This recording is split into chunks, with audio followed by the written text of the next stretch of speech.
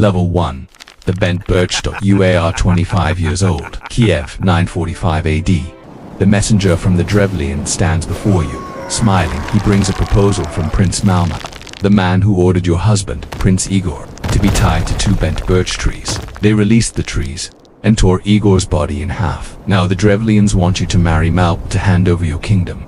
They think you are a weak widow, weeping in the dark, but you do not cry. You look at the messengers and nod, telling them they will receive great honor tomorrow as they leave. You order your guards to dig a deep trench in the middle of the palace courtyard. The ground is cold, but the pit is deep. Your heart, this is already turning to stone.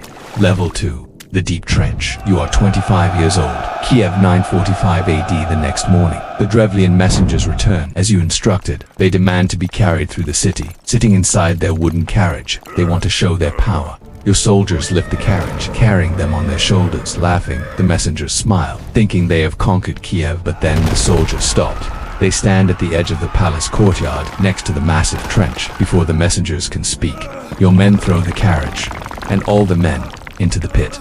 You walk to the edge, looking down at them. You ask them if they like the honor you gave them. They scream, as your soldiers throw dirt, burying them alive. Level 3. The Burning Bathhouse. You are 25 years old. Kiev, 945 AD. Your first revenge is complete. But Mal does not know yet. You send a letter to him, asking for his most noble lords to accompany you to the wedding. Mal sends his finest warriors, his best advisors. When they arrive in Kiev, you welcome them with warm hospitality. You tell them they must wash and rest after their long journey. You invite them into your wooden bathhouse. The steam is hot, and they relax, putting down their weapons. But as soon as they are inside, your guards lock the heavy wooden doors. From the outside, they pile dry straw against the walls and set it on fire. The warriors scream in the smoke, but the fire consumes everything, leaving only ash. Level 4. The Funeral Feast. You are 25 years old. Iskorosten, 945 AD. You send a final message to Prince Mal. You tell him you are coming to their capital to perform a traditional funeral feast at your husband's grave. You ask them to prepare a great banquet with honeyed mead. Prince Mal and the Drevlians accept, believing the war is over and the wedding is next. You arrive with a small escort looking sad, wearing a black veil. You weep at Igor's mound. Playing the grieving widow, the Drevlians begin to drink, celebrating their victory. You encourage them, pouring more sweet mead into their cups. They drink until their eyes are heavy, and their guards fall asleep on the grass. You look at your soldiers and nod. Level 5. The Blood Drink. You are 25 years old. Iskorosten, 945 AD. The mead was sweet, but the sleep is eternal. As the 5,000 Drevlian warriors lie unconscious on the field, you give the silent signal. Your soldiers draw their swords. The slaughter begins. There is no battle, only execution. You stand on the burial mound, watching in silence. As your men slash through the sleeping army, the grass turns red, and the smell of blood fills the night. The Drevlians wake up screaming, but there is nowhere to run by dawn. 5,000 bodies lie cold, surrounding your husband's grave. You have paid the blood debt, but you are not finished. The capital of the Drevlians is still standing, and you are going to burn it. Level 6. The Siege of Ashdod. You are 26 years old. Iskorosten, 946 AD. You return to the Drevlian territory, leading the entire army of Kiev. You surround their capital, the wooden fortress city of Iskorosten. The walls are high, made of thick pine logs. The defenders fight with desperation, knowing what you did at the burial mound. For a whole year, your siege continues. You cut off their food, you block their water, but they refuse to surrender. They know you will show no mercy. Sviatoslav, your young son, sits beside you in the military camp. He is watching you rule. You realize that a long siege is wasting your resources. You need a trick, a way to open the wooden gates without losing your men. Level 7. The Avian Tribute. You are 26 years old. Iskorosten, 946 AD.